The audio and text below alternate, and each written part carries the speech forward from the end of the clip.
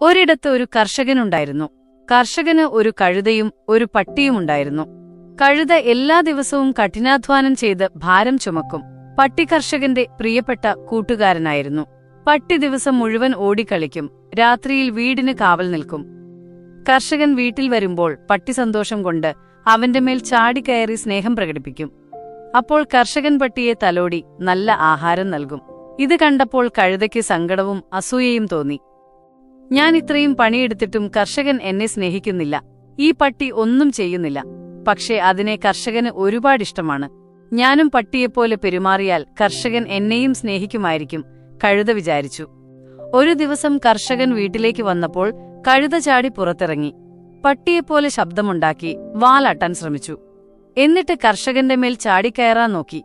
കഴുതയുടെ ഭാരം കാരണം കർഷകൻ നിലത്തു വീണു. അയാൾക്ക് നല്ല വേദനയെടുത്തു. ഇതു കണ്ടപ്പോൾ അയൽക്കാർ ഓടിവന്ന് കർഷകനെ സഹായിച്ചു. കർഷകന് ദേഷ്യം വന്നു.